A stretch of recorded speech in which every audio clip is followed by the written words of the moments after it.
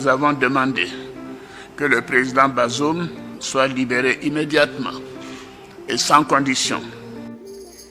Les vieux présidents d'Afrique pensent toujours que l'Afrique est comme hier,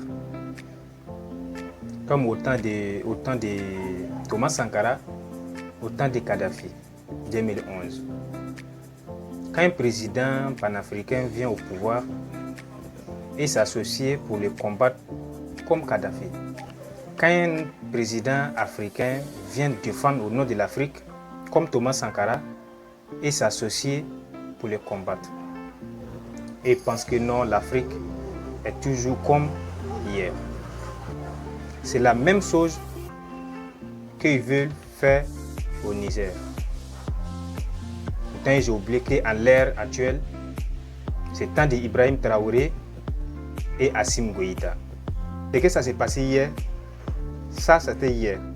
Aujourd'hui, nous n'allons pas accepter ça.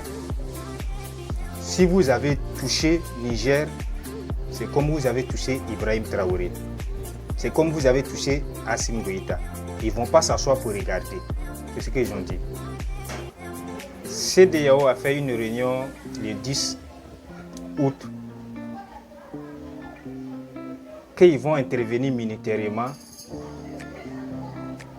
au Niger pour remettre Bazoum au pouvoir. Mais ils ont oublié,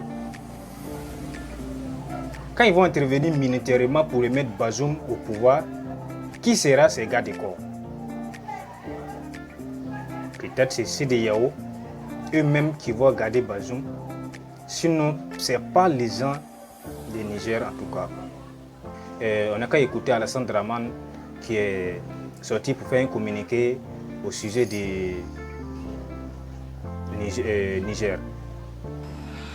Troisièmement, nous avons demandé que le président Bazoum soit réinstallé dans ses fonctions de président du Niger afin de s'occuper de la gestion de son pays comme celle-ci lui a été confiée par le peuple nigérien.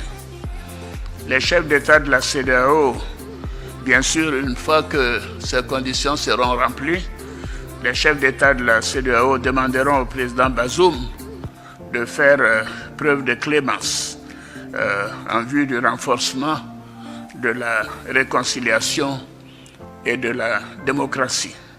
Nous avons réaffirmé aussi que les putschistes seront tenus pour responsables pour tout ce qui pourrait arriver au président Bazoum, à son épouse, aux membres de sa famille et à toutes les personnes détenues avec lui.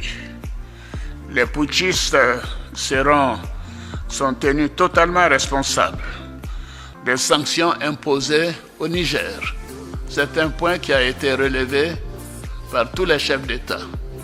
S'il n'y avait pas eu de tentative de coup d'État, il n'y aurait pas eu de sanctions sur le peuple nigérien, frère. Et nous tenons à le souligner. La Côte d'Ivoire a des relations fortes et spéciales avec le Niger. Depuis